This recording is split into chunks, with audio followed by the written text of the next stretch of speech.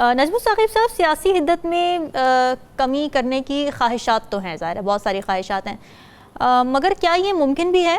देखिए, ये बड़ी अच्छी ख्वाहिश है अगर आप इसको सिर्फ इस एंगल से देखें कि सियासी चूँकि खलफशार है, बहुत ज़्यादा अनसर्टिनटी है, तो उससे जो पैदा होने वाले मसाइल हैं जिसमें अवाम बेचारे खाम खा पिस रहे हैं, उससे मईशत पे भी असर पड़ रहा है। तो बात यानी आइडिया तो बहुत अच्छा है, ठीक है कि जी होनी चाहिए जैसे सियासी इख्तिलाफात जो हैं उनको ख़त्म करें, नफ़रत में तब्दील ना करें, इंतशार और मायूसी ना फैलाएं। हाँ। इसमें यहाँ पे बात आती है, आपने कहा ख़त्म हो सकती है, ये हिद्दत ख़त्म हो सकती है कि नहीं। दो तीन फैक्टर्स हैं जो मुझे बता रहे हैं कि ये हिद्दत, ये जो है सियासी हिद्दत है, ये कम होने में या ख़त्म होने में कुछ देर लगेगी। पहले जो है ना वो ये है कि जब तक खान जेल में है, मौलाना साहब जो हैं वो उन्होंने अभी तक नहीं बताया कि उनके कबूतर किस छत पे बैठेंगे, वो ज़रा कुछ लैतुलाल से काम ले रहे हैं जी। और अब जब चौधरी शुजात साहब बीच में आ गए हैं, इसका मतलब ये है कि इस आलम में भी उनकी सेहत इजाज़त नहीं देती, लेकिन उन्होंने भी अगर मुलाकातें शुरू कर दी है तो इसका मतलब दो मतलब समझ में आते हैं। पहली बात ये समझ में आती है कि हुकूमत वक्त फ़ौज समेत, याद रहे कि फ़ौज जो है वो हुकूमत का एक इदारा होता है, बिल्कुल, बिल्कुल। फ़ौज समेत हुकूमत ये चाहती है कि इस सियासी हिसाब किताब को, इस नफ़रत को जो पैदा हो रही है, ये जो यानी आपके जो सेगमेंट्स बन रहे हैं, जो आपके मुख्तलिफ धड़े बन रहे हैं, फिर सोशल मीडिया बीच में आ रहा है, उससे काफ़ी जी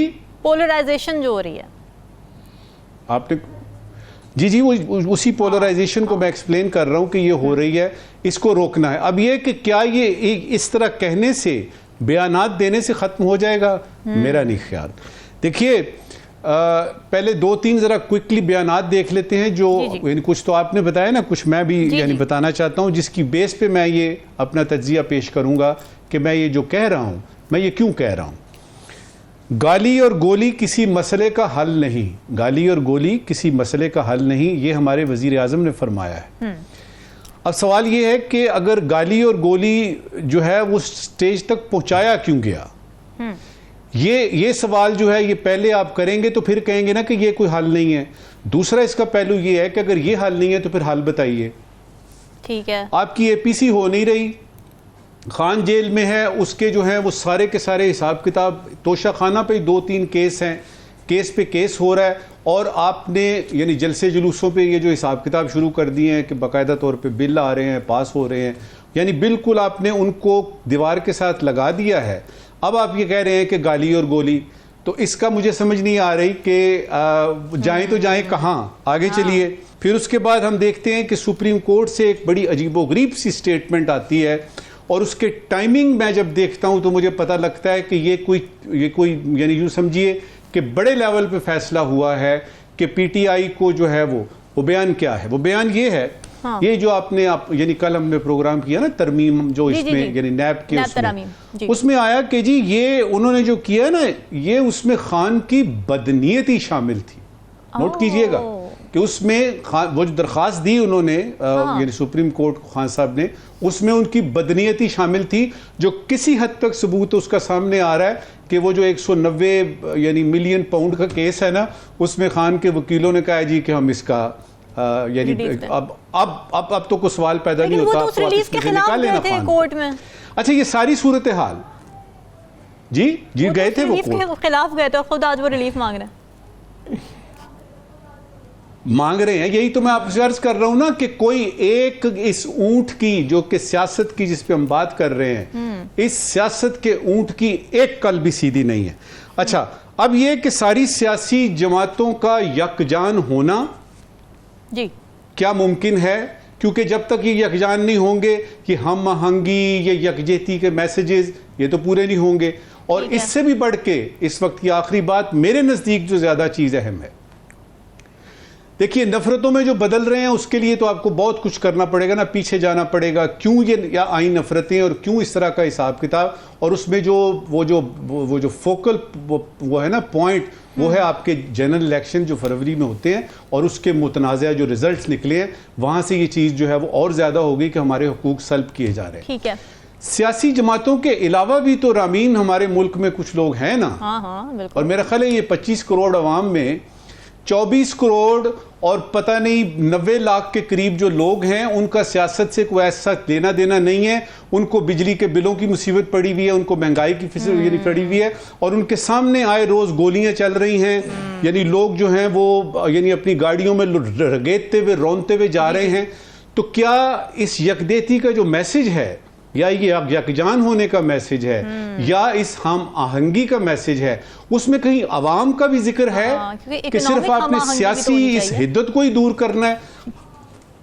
ये अब उसमें ये कि आवाम की लेवल, जिसको मैं सोसाइटल कहता हूं कि आपका जो हारमनी है, उसकी तरफ भी तवज्जो देने की ज़रूरत है। लेकिन मेरा ख्याल है कि ये इब्तिदा अच्छी है, और मैं तो ज़ाती तौर पे मेरी ख्वाहिश भी है, मेरी कोशिश भी यही रहती है, अब जब भी हम यानी करते हैं गुफ्तगू, चाहे स्क्रीन पे करें या स्क्रीन से बाहर करें, कि सियासी मसाइल का हल सियासत से निकालें, उसमें ये गोलियां गालियां इस्तेमाल करने की ज़रूरत नहीं है। नजमुल साकिब साहब, हुकूमत कितनी तैयार है इस जलसे के लिए पीटीआई से ज़्यादा? और दूसरा ये कि आप कल ये जलसा होता देख रहे हैं, ऐसा तो नहीं होगा दोबारा कि अडियाला जेल खुलेगा और आज़म सवाती साहब दोबारा अंदर जाएंगे और बाद में प्रेस कॉन्फ्रेंस हो रही होगी?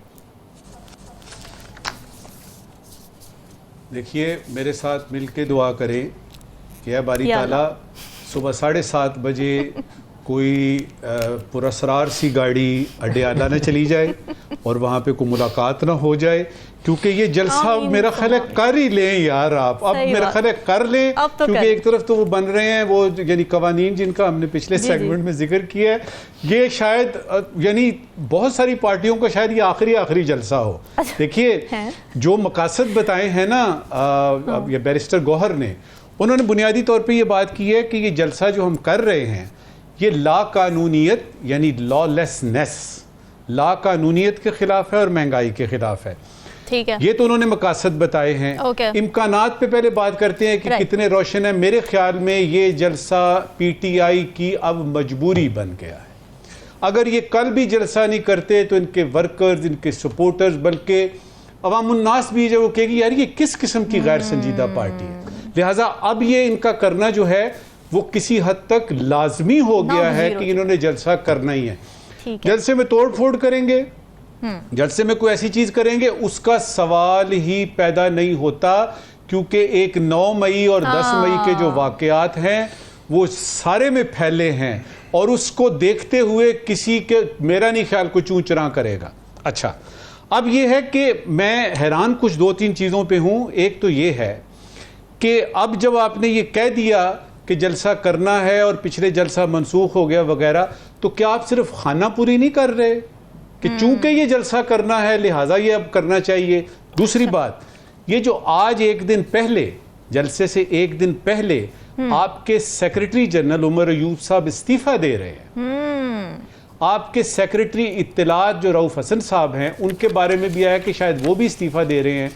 ये हो क्या रहा है? मेरे ख्याल में जलसा करने से ज़्यादा इम्पॉर्टेंट ये चीज़ें आपके ये बड़े बड़े जगादरी जो आपके लोग हैं, साथी हैं, दोस्त हैं, और वो जो पीटीआई के बारे में जो बहुत सारे शकूक व शुबहात पैदा हो रहे हैं उस तरफ तवज्जो दीजिए। लेकिन कल वाला जलसा ज़रूर कर लीजिएगा, क्योंकि अगर आपने कल का जलसा नहीं किया तो आपकी जो सियासी साख है उसके कदो काट पे थोड़ा सा फ़र्क आएगा। इस वक्त की आखिरी बात, देखिए, सियासी मसाइल का हल सियासत के मैदान में होता है। अगर लाकानूनियत इन्होंने ख़त्म करनी है तो 4 साल इनके पास था टाइम, उसमें भी कुछ कर सकते थे। अगर महंगाई ख़त्म करनी है तो उन 4 सालों में भी हो सकता था, और अभी और मौके भी आएंगे। आप अगर हुकूमत वक्त या जो इस वक्त यानी पार्टीज़ आपकी हुकूमत में उनके ख़िलाफ़ बात कर रहे हैं, तो ये जलसे जुलूस एहतजाज रास्ता नहीं है। ये रास्ता सियासत का होता है, इसमें मफाहमत करते हैं, थोड़ा सा मैं आगे जाता हूँ, थोड़ा सा वो आगे आते हैं। और ये जो पिछले 2-3 दिन की आर्मी चीफ की स्टेटमेंट पढ़ें, वो यानी देखें गौर से उनको, और उसके अंदर मैसेज देखें। उसके बाद आपके वज़ीर आज़म क्या कह रहे हैं, बड़े बड़े जो हमारे सियासतदान और जो मुदब्बरीन हैं वो क्या कह रहे हैं, तो उस सूरत हाल में आपको सोचना चाहिए कि सियासत के मसाइल को सियासत के मैदान में आके हल करें। ऐसे ही खाम खा अमने अम्मा के मसाइल वगैरह, जलसे जुलूस, इनसे अब कुछ नहीं होगा।